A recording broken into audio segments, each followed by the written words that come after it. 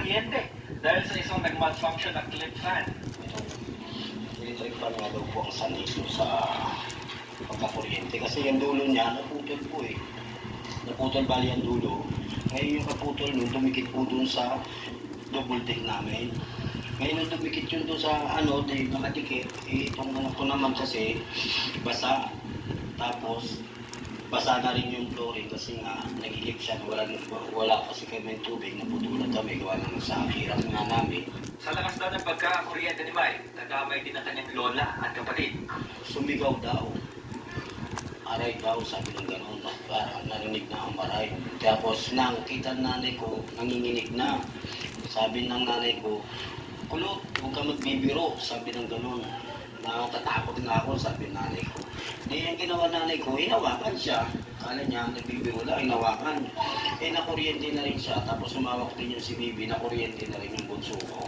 Namamasada noon si Noel bilang tricycle driver nang maaksidente ang anak. Sa ospital na lang niya inabutan ang anak na wala ng buhay. Laban ka naman na, huminga ka.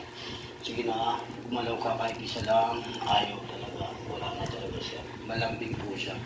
Yung dating sa terminal na biyahe ka ron, hingi po ng baon. Pag nakita ko, yayakap na yun sa akin, tapos kikis niya ako yan. Hingi naman ang kiss naman yan. Tapos, yung buko kasi ito, ganito mahaba. Susukayin niya, tapos itatali niya. Itatali niya yan. Hindi ko natatanggalin yun hanggang sa papasok siya ng school. Pagbaba niya naman ng e-trike ng sasakyan, sasabihin niya naman, pa, kiss.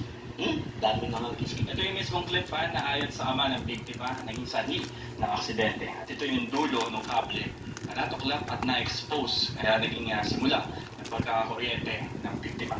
Problema ba sa ngayon ng pagpapalibing kay Mai?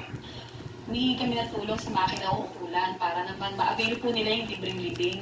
Iba yung ingat din ang paalala ng pamunuan ng barangay sa paggamit ng mga dekuryenteng gadgets sa pamamahay. Katulad po ng clip fan na ito, which is nakikita po natin, ang dami, halos lahat po ng kabahayan ay gumagamit po nito. At ang mga minor de edad, ang mga bata po ay kanila pong sila na yung nagpa-plug na nito at napakadelikado. Baka may mga sugat na wire na, alam naman natin na baka mamaya undersize po yung mga wires nito. So maging po tayo mapagbantay at maging lesson na po ito. Tama na, nakatutok 24 oras. Kailangan